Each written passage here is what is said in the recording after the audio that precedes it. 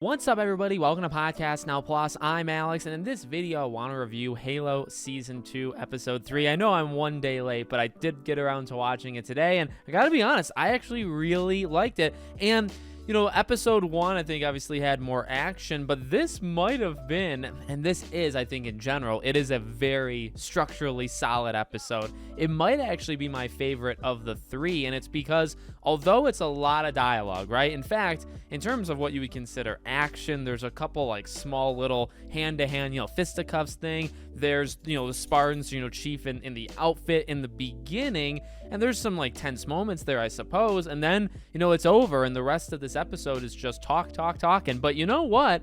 As we said in episode 1 and 2, and I actually think it needed to be this way in episode 3, the dialogue is very strong, and it might actually be the show's strong point to this point, in the season. Now, it's very, very clear that at the end of episode 3, episode 4 is probably going to be a very action-y episode, and I'm very excited about it, and I actually think episode 3, they set it up rather well. So, I don't necessarily come into these videos to, like, spoil the episode, so we're not going to go, like, beat by beat, but the two strong suits that I guess both of them were very questionable going into episode 1 and 2. They were strong again, and they were maybe at their strongest. The characters and the dialogue. I really felt every back and forth was actually really good. You have the questioning of Master Chief's, his psyche, right? Like, is he all right? And I said this in the first two. I see him more as Master Chief than I did in the first season, and maybe it's because he's kept his clothes on. Maybe it's honestly because he's kind of isolated. Like, yeah, he'll talk to people here and there, but obviously in the games you're talking to Cortana so much, and she's not kind of present right now. But there's no dialogue, with the villain like they did with season 1. Now I'm sure that's going to change, in the future episodes, but just, I guess, how they've put him and the way they've kind of had people turn on him, right? And because, like, he's kind of losing it, even though he's not, right? Like, he did see the right thing. And Ackerson, kind of behind the scenes is messing things up, almost like purposely, which it is kind of purposeful, right? Turning people against him, making him try to almost turn against himself, right? Like, am I even seeing the things that I'm seeing? Because of that isolation, back against the wall kind of energy that they're doing with Master Chief specifically, right? Everybody's kind of got their own thing that they're going through, but him specifically, I actually think that really, really works, even when he has the mask off. Again, we said that in the first two episodes. In this, he has his mask off a ton, and, it's not even really on him throughout the whole episode. Like, I would say maybe, 20-25% of this episode is on him. It's actually a lot on, like, Quan and Soren's wife, right? Which, they're actually pretty okay. I remember hating Quan in season 1. She's not, like, thrust in front of everybody in this season. It's more, kind of supporting back row, because I think she's fine. I think she's talented. I think, she's okay. But I think putting her to, in the front, I think she was very annoying in the first season. This one, very good. And just that whole storyline with, like, the mutinous, pirate kind of thing, I think is working. And it's actually taking an okay amount of screen time. Another thing that's taking a lot of screen time continues to be Ackerson, which, as I said in the first two episodes, I think Joseph Morgan, right, who plays him, very talented, and he continues to probably be the most talented one. Now, they actually gave him more depth in this one, right? So you have his back and forth with Keyes, which I thought was a really good, like, two almost like veteran act. I mean, one's a little bit older than the other, right? But two people that have, like, I feel like really embraced the role and have just embraced what they're doing. That back and forth, I thought, was actually really good. And then you had his subplot with his dad, which I thought that was extremely good. I thought it showed more humanity to him. And I think it worked, right? Because he is a flawed character, and if you kind of read it, like, because I don't follow, like, the heavy, like, Halo lore. I know I believe it's through, like, comic lines or book lines, right? So a lot of his story, in fact, maybe all of his story, was told there. I did, like, a quick read up on, like, kind of the evolution of that character, right, where he goes.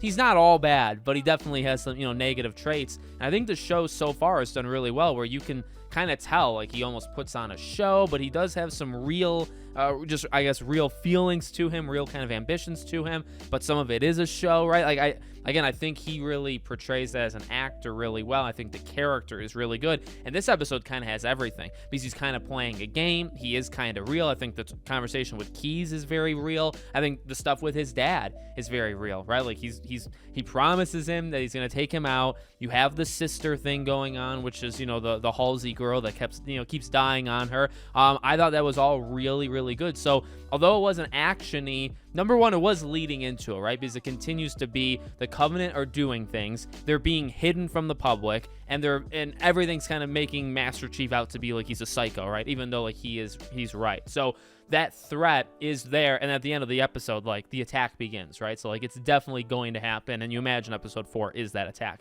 Fantastic.